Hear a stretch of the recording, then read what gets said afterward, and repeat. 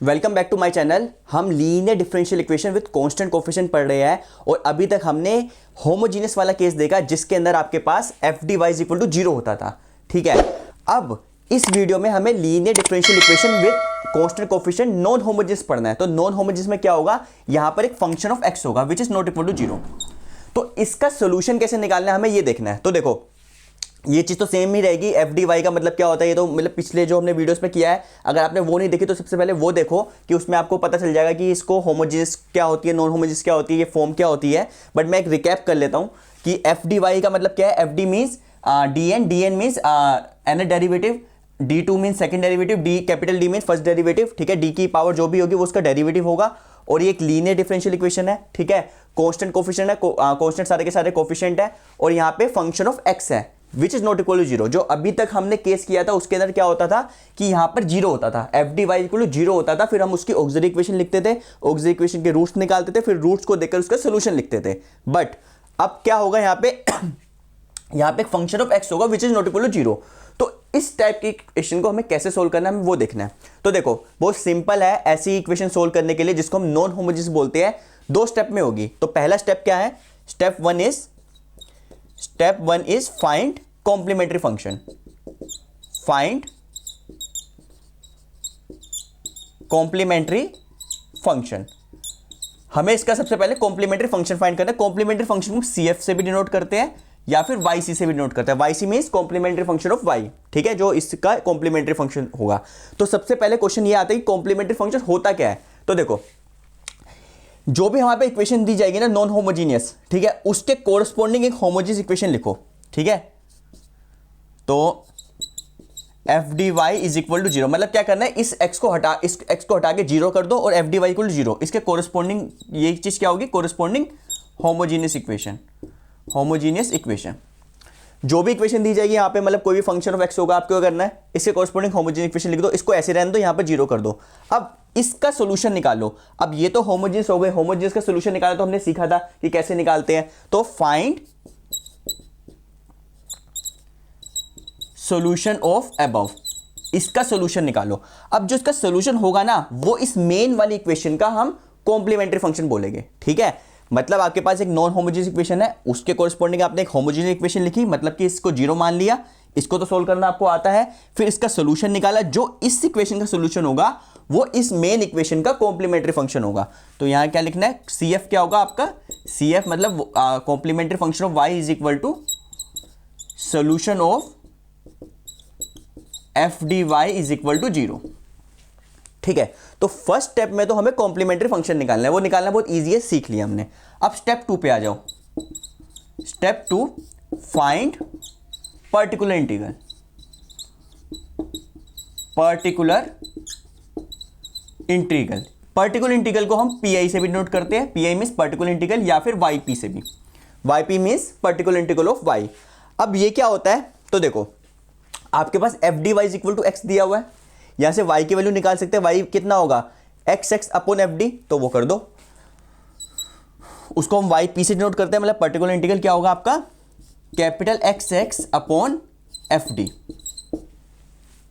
ठीक है, अब देखो, अब हमें we have to solve this, ये चीज मेन है। मतलब ये कॉम्प्लीमेंट्री फंक्शन वाला तो हमने जो अपनी लास्ट वीडियोस में किया था वैसे ही होगा, जो इस चीज में पर्टिकुलर इंटीग्रल निकालना ही नया चीज है इसके अंदर। तो पर्टिकुलर इंटीग्रल निकालना कैसे हमें ये देखना है। सबसे पहले तो आपको जो भी F D Y equal to X होगा, यहाँ पे y की वैल्यू निकलो और उसको YP से डिनोट कर दो, that is a particular integral. ये एफ डी नीचे चला जाएगा। Now we have to solve this, हमें इसको सोल्व करना है। अब इसको सोल्व कैसे करना है, तो ये देखो, पहली बात जो आपको ये x फंक्शन दिया जाएगा ना वो कुछ स्पेसिफिक फंक्शन ही दिए जाएंगे, उसी में से ही हमें सोल्यूशन निकालना है। जैसे ये x आपके फंक्शन ऐसे हो सकते हैं, कैपिटल X आपका एक्सपोनेंशियल हो सकता है, ठीक है, साइन AX हो सकता है या कोस AX हो सकता है, ठीक है, x पावर n हो सकता है या एक्सपोनेंशियल इंटू कुछ फंक्शन ऑफ x हो सकता है, multiply by function of x, या x into function of x हो सकता है, या फिर XX जो है आपका इन जनरल भी हो सकता है। ठीक है, तो पर्टिकुलर इंटीग्रल निकालने के लिए जो आपको ये फंक्शन दिया जाएगा ना वो आपको इन्हीं के कुछ कॉम्बिनेशन में दिया जाएगा। अगर इनके कॉम्बिनेशन में नहीं है तो इसमें लाना पड़ेगा हमें। ठीक है, तो हमें क्या करना है, हम एक केक के लिए स्पेसिफिक डेडिकेटेड वीडियो करेंगे कि जब आपके पास इज इक्वल टू में एक्सपोनेंशियल हो तो उस केस में पर्टिकुलर इंटीग्रल कैसे निकालना है। फिर अगर यहाँ पे आपके पास साइन एक्स या कोस एक्स वाली टर्म आ जाए तो उस केस में कैसे निकालना है, क्योंकि सबके रूल्स अलग अलग होंगे। जहाँ अगर एक्सपोनेंशियल होगा तो उसमें पर्टिकुलर इंटीग्रल निकालने का रूल अलग होगा, साइन एक्स कोस एक्स का अलग होगा, एक्स एन का अलग होगा, E X into function of X का अलग होगा, एक्स इंटू वी एक्स का अलग होगा और एक्स इन जनरल का अलग होगा। तो इस वीडियो में हम ये वाला करेंगे, अगर आपको यहाँ पर एक्सपोनेंशियल फंक्शन दिया जाए तो उसको कैसे निकालना है। ठीक है, अब पर्टिकुलर इंटीग्रल तो मान लो निकाल लिया आपने, कैसे निकालना है जब हम क्वेश्चंस करेंगे तो हमें स्पेसिफिक पता चलेगा, तो वो हम करेंगे। सबसे पहले तो हमें ये करना है, पर्टिकुलर इंटीग्रल निकालने के बाद क्या करना है, जो आपका फाइनल सोल्यूशन होगा, आपका फाइनल सोल्यूशन जो होगा वो आपका क्या होगा, Y X is equal to C F plus P I. मतलब कि जो आपके पास मेन इक्वेशन थी, सबसे पहले स्टेप में आपने क्या किया, इसका कॉम्प्लीमेंट्री फंक्शन लिख दिया, इसका आपने कॉम्प्लीमेंट्री फंक्शन यहाँ निकाल दिया। सेकंड स्टेप में आपने इसका पर्टिकुलर इंटीग्रल निकाल दिया। तो पर्टिकुलर इंटीग्रल इसको मैं सोल्व करना भी बताऊंगा कि कैसे पर्टिकुलर इंटीग्रल निकालना है। फर्स्ट स्टेप तो यही रहेगा। मान लो आपने पर्टिकुलर इंटीग्रल भी निकाल दिया, वाई पी भी निकाल दिया, तो जो फाइनल सोल्यूशन जो होगा वो क्या होगा, C F plus P I. मतलब कि इसे कॉम्प्लीमेंट्री फंक्शन को इसके पर्टिकुलर इंटीग्रल को प्लस कर दो, तो जो आंसर आएगा that will be the final solution of this. ठीक है, तो अब हम ये वाला केस करेंगे जिसके अंदर आपके पास इज इक्वल टू में एक्सपोनेंशियल फंक्शन हो, तो उस केस में पर्टिकुलर इंटीग्रल कैसे निकालना है, क्योंकि बाकी जो वाई एक्स निकालने है, सी एफ तो निकालना आपको आता ही है। ठीक है, पी आई निकालना मेन है, तो पी आई निकालने के लिए देखेंगे जब हमारे पास एक्सपोनेंशियल वाला केस है। और नेक्स्ट वीडियोस में हम sine cosine X N E X के अलग अलग वीडियोस में हम पढ़ेंगे। तो चलिए स्टार्ट करते हैं। हमारे पास सपोज एक नॉन होमोजेनियस इक्वेशन है, F D Y is equal to E X. F D Y का मतलब वही है, जो नोटेशन वैसी की वैसी रहेगी। इज इक्वल टू में यहाँ पे एक्सपोनेंशियल फंक्शन आ रहा है। ठीक है, तो इस केस में हमें पी आई कैसे निकालना है, तो सबसे पहले इसको सोल्यूशन कैसे करना है, स्टेप वन में तो हमें यही करना है। स्टेप वन में आपको we have to find complementary function. सबसे पहले तो हमें इसको कॉम्प्लीमेंट्री फंक्शन फाइंड करना है। वो क्या होता है, इसके कोरस्पॉन्डिंग आप होमोजेनियस इक्वेशन लिखो, F D Y is equal to zero. ठीक है, यहाँ जीरो पुट कर दो और यहाँ पर इसका सोल्यूशन निकाल दो। इसका सोल्यूशन निकालो, जो भी इसका सोल्यूशन होगा वो आपका इसका कॉम्प्लीमेंट्री फंक्शन आ जाएगा आपका।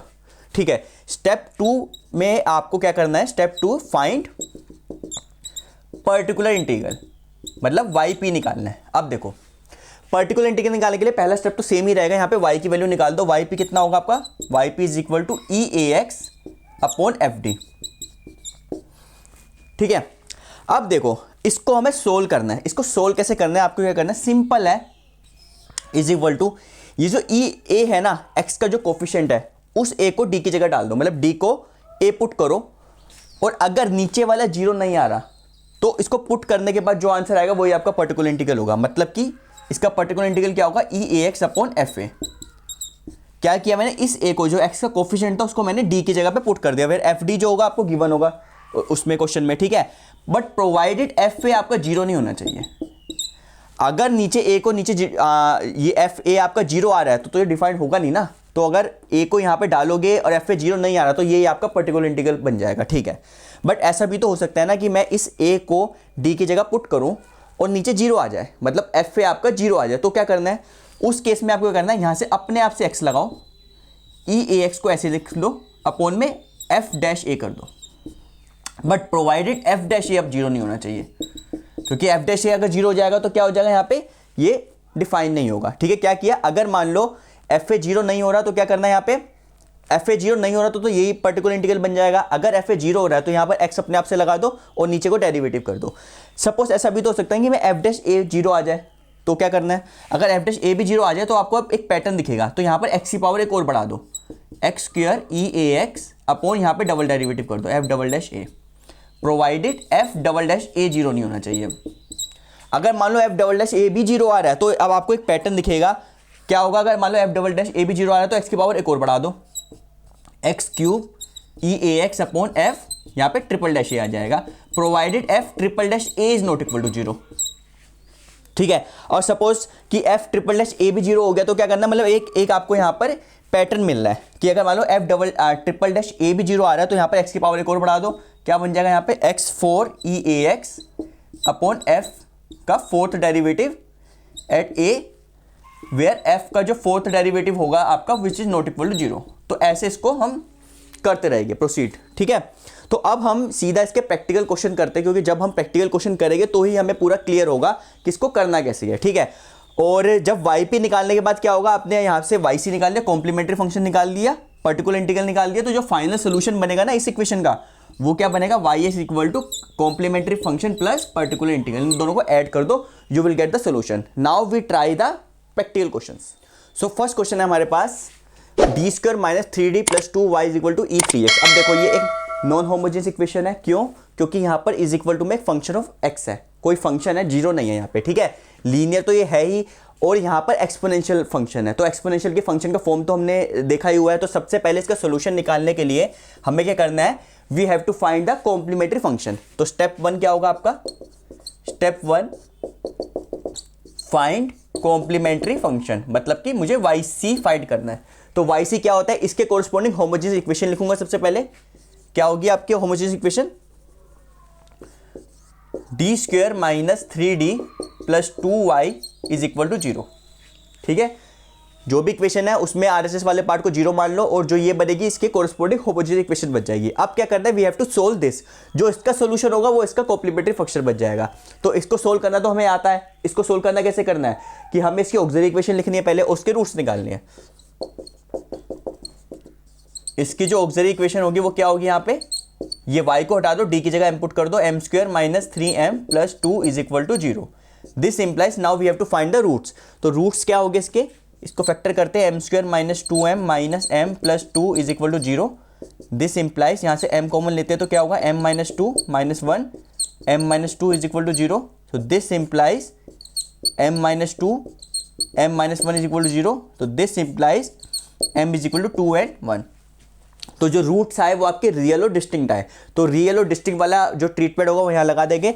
तो इसका जो सोल्यूशन बनेगा, मतलब जो इसका सोल्यूशन बनेगा वो इसका कॉम्प्लीमेंट्री फंक्शन बनेगा। तो कॉम्प्लीमेंट्री फंक्शन क्या बना आपका, Y C is equal to C F is equal to c1e2x plus c2e(x). तो हमने स्टेप 1 में इसका कॉम्प्लीमेंट्री फंक्शन तो निकाल दिया, ठीक है। अब निकालते हैं, we have to find the particular integral. तो स्टेप 2 फाइंड पर्टिकुलर इंटीग्रल, हम हमें इसका पर्टिकुलर इंटीग्रल निकालना है। तो पर्टिकुलर इंटीग्रल निकालने के लिए जो हमने सीखा था वो क्या था, यहाँ पे y की वैल्यू निकाल दो, वो आपका yp हो जाएगा। yp क्या हो जाएगा आपका, ये fd है पूरा का पूरा, ये आपका fd है, इसको नीचे ले जाओ तो क्या होगा यहाँ पे e3x अपन, मतलब y की वैल्यू निकालनी है यहाँ पे, इसको नीचे लेकर क्या आएगा यहाँ पे D square minus 3d plus 2, ठीक है। Now we have to solve this. अब इसको सोल्व कैसे करना है, अभी हमने फॉर्म भरी थी, क्या था वो, e(ax) अपॉन अगर fd है तो आपको क्या करना है, इस a को d की जगह पुट करना है, और अगर 0 नहीं आ रहा तो क्या आएगा इसका particular integral e(ax) upon fa आ जाएगा, प्रोवाइडेड fa 0 नहीं होना चाहिए। अगर fa 0 हो रहा है तो x लगाकर एक डेरिवेटिव कर देंगे और ऐसे सीक्वेंस चलाते रहेंगे। तो अभी पहले देखते हैं, अगर मैं इस 3 को यहाँ पुट करूँ तो कितना आएगा, यहाँ पे 9 माइनस 9 प्लस 2, तो 0 नहीं आ रहा, तो मतलब क्या आएगा यहाँ पे e3x upon 3 square minus 3 into 3 plus 2 which is equal to, ये तो 9 हो गया, ये भी 9, 9 माइनस 9 तो 0 हो गया, प्लस 2, तो क्या आएगा यहाँ पे e3x अपॉन 2। तो मतलब डिनोमिनेटर 0 नहीं आ रहा, तो ये आपका पी बन जाएगा, तो इसका पर्टिकुलर इंटीग्रल भी हमें मिल गया। तो फाइनल सोल्यूशन क्या होगा इसका, तो फाइनल सोल्यूशन जो मेन इक्वेशन है इसका सोल्यूशन क्या होगा आपका, yx is equal to C F plus P I, where C F क्या था आपका, C F is this, C F को लिख दो यहाँ पे e1e2x plus c2e(x) plus particular integral क्या था आपका e3x upon 2। So this is your final solution. कुछ और क्वेश्चन देखते हैं हम, हर टाइप के क्वेश्चन देखेंगे, जहां पर कि ये नीचे एफडी करने पर 0 होगा वो भी देखेंगे, जो 0 नहीं होगा वो भी देखेंगे। तो नेक्स्ट क्वेश्चन देखते हैं। नेक्स्ट क्वेश्चन हमारे पास D square minus 5d plus 6y is equal to e4x। अब ये भी एक नॉन होमोजेनियस इक्वेशन है, इज इक्वल टू एक्सपोनेंशियल वाली फॉर्म है, तो we have to find the CF भी फाइंड करना पड़ेगा, we have to find the PI also, ठीक है। तो इसको हम स्टार्ट करते हैं। Step 1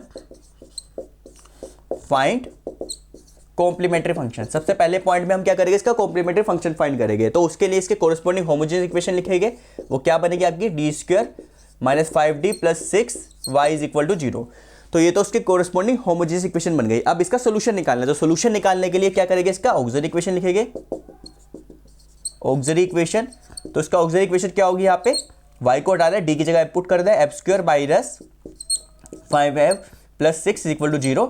now we have to find the roots of this. तो रूट्स निकाल दो इसके, दिस इंप्लाइज, इसके रूट्स को ब्रेक करते हैं, m square minus 2m minus 3m plus 6 is equal to 0। This implies m यहाँ कॉमन लेते हैं तो m minus 2 minus 3 m minus 2 is equal to 0।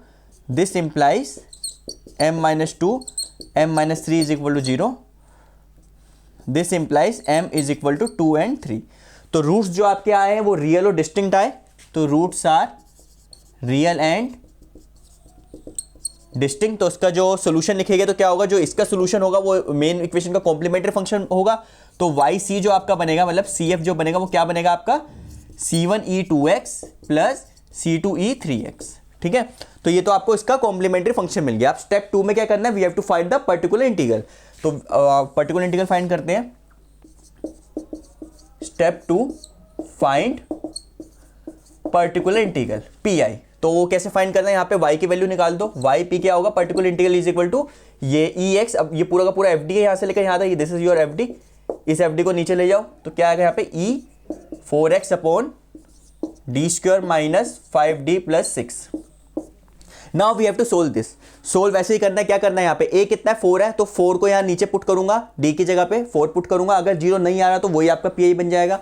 तो यहाँ पे पुट करके देखते हैं कितना आएगा, यहाँ पे 16 माइनस 20 प्लस 4, तो 16 e4x अपॉन 16 माइनस 20 प्लस 6, तो ये कितना हो, 0 तो नहीं आ रहा, खैर ये आएगा आपका e4x अपॉन ये -4 प्लस 2 कितना होगा 2।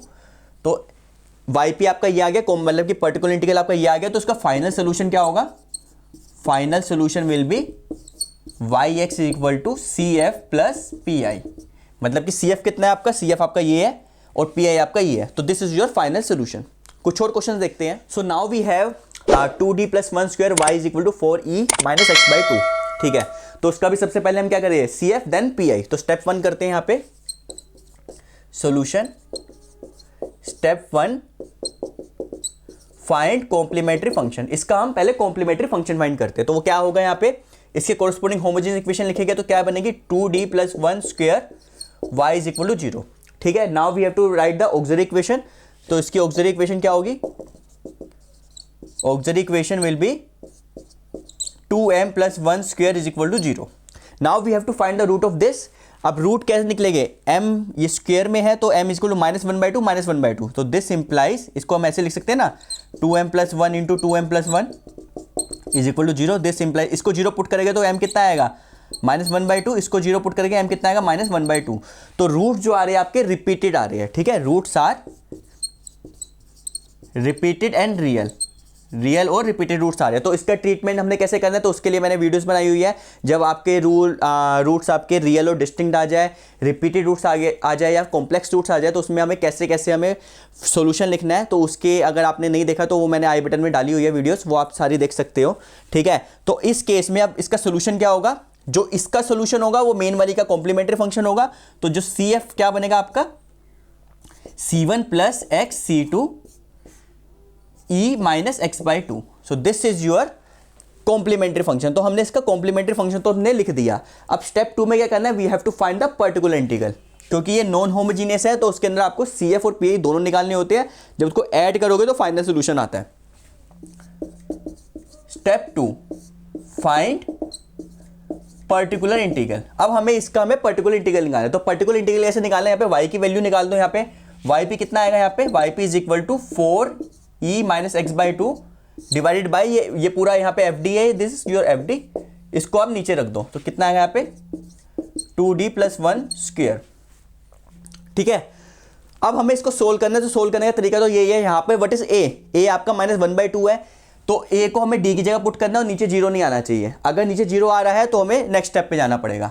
तो अगर मैं a को मैंने -1/2 का यहाँ पुट करता हूँ तो नीचे देखो 0 आ जाएगा। d की जगह -1/2 पुट करूंगा तो ये -1 + 1 तो 0 आ जाएगा। तो हमारे पे फॉर्म क्या थी, e(x अपॉन fd थी।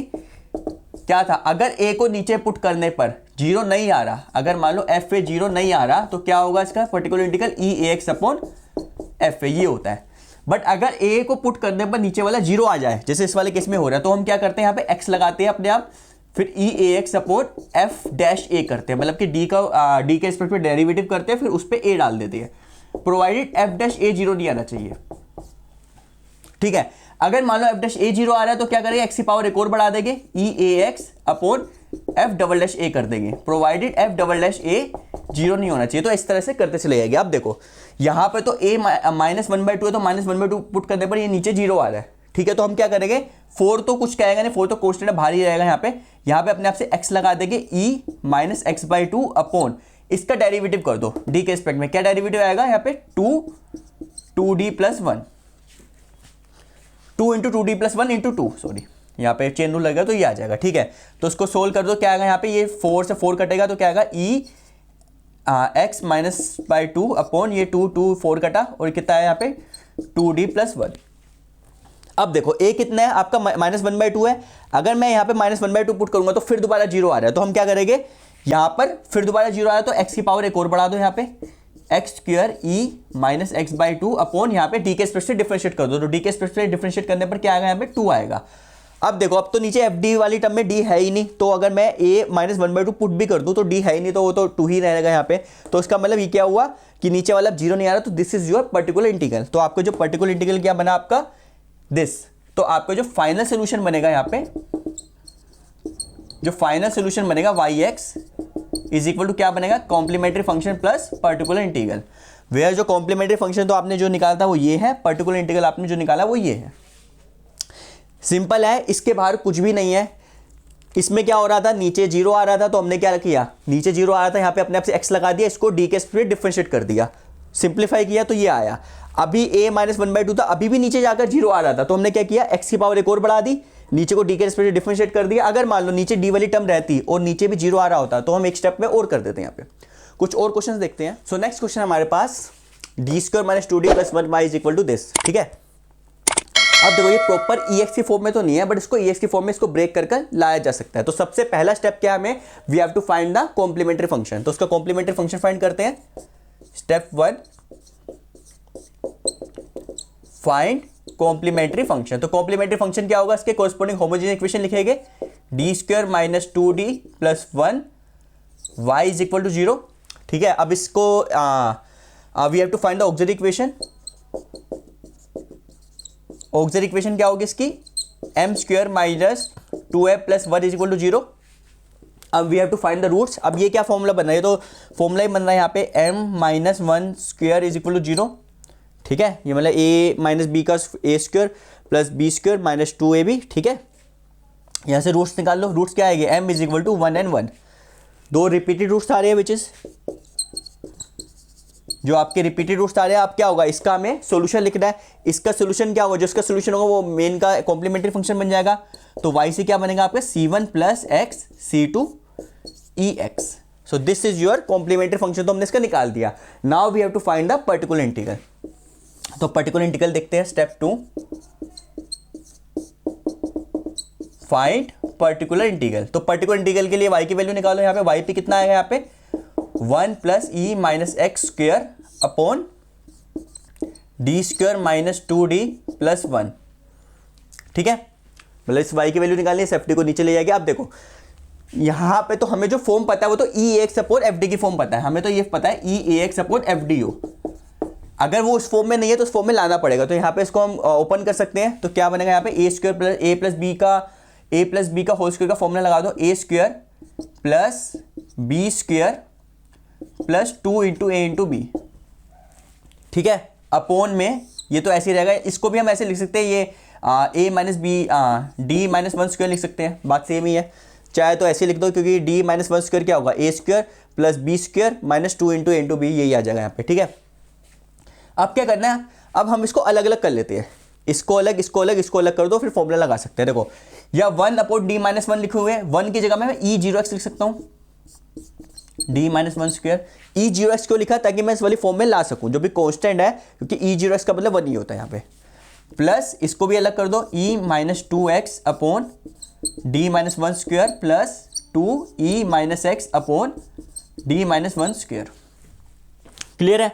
अब क्या करना है, अब तीनों में फॉर्म लगा दो यहाँ पे। इस वाले केस में ए कितना है, ए आपका जीरो है।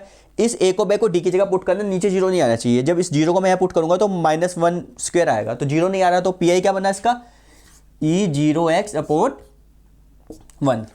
इसको जीरो पुट करूंगा, ठीक है।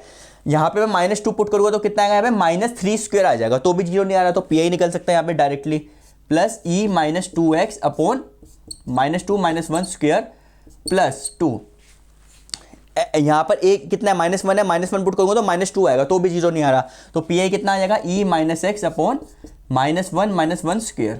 अब इसको थोड़ा सिंप्लीफाई कर लो, दिस इज 1, ये कितना आएगा, प्लस ई -2x अपॉन ये -3² कितना होगा 9 और प्लस 2e -x अपॉन ये कितना आएगा -2² मीन्स 4, तो 4, तो ये कितना हो जाएगा आपका 1/2, इसको यहाँ से कटेगा तो ये आपका 1/2 आ जाएगा यहाँ पे, ठीक है। तो दिस इज योर पी आई, ये आपका पी आई आ गया। तो फाइनल सोल्यूशन क्या आएगा आपका,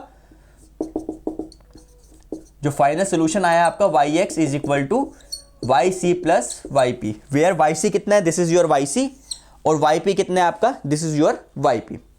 कुछ और क्वेश्चन देखते हैं। तो नेक्स्ट क्वेश्चन है हमारे पास d² minus a² y is equal to eax plus enx, where n is not equal to a, ठीक है, n और a आर कॉन्स्टेंट जो बराबर नहीं है। तो उसका सोल्यूशन कैसे करना है, वही सबसे पहले स्टेप में क्या करना है, we have to write the complementary function, find step 1 क्या है आपका, फाइंड कॉम्प्लीमेंट्री फंक्शन। तो कॉम्प्लीमेंट्री फंक्शन क्या करना है, इसके कॉरस्पॉन्डिंग होमोजेनियस इक्वेशन लिखो, d² minus a² y is equal to 0। Now we will write the auxiliary equation. तो उसकी ऑक्सिलरी इक्वेशन क्या होगी, ऑक्सिलरी इक्वेशन क्या होगी इसकी, m² minus a² equal to 0, this implies m² equal to a², this implies m is equal to plus minus a।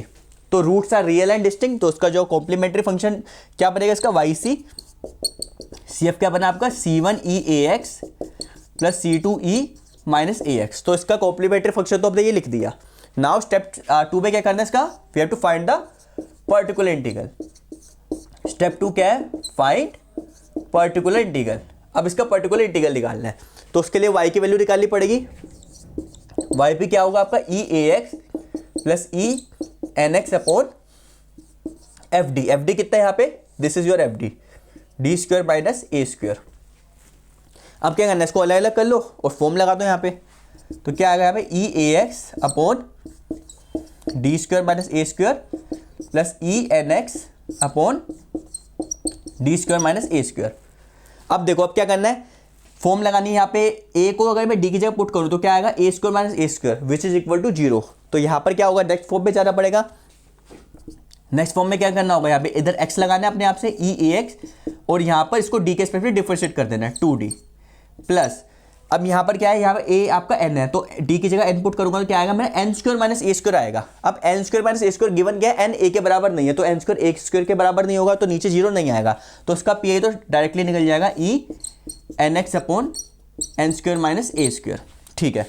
अब क्या है, यहाँ पर आपका a को मैं d की जगह पुट करता हूँ तो नीचे 2a आ रहा है, तो 0 नहीं आ रहा, तो इसका मतलब ये आपका पी आई बन जाएगा। तो x e ax upon 2a plus e nx upon n² minus a²। तो यहाँ पे कहीं पर d नहीं दिख रहा आपका, जब पी आई निकालते हो ना तो आपका ये टारगेट रहता है, जो आपका ये x अपॉन fd आया ना, ये सारा d गायब हो जाए, d को एलिमिनेट ही करना होता है। तो यहाँ पे कहीं d नहीं दिख रहा, तो this is your P I. तो फाइनल सोल्यूशन क्या बना आपका, फाइनल सोल्यूशन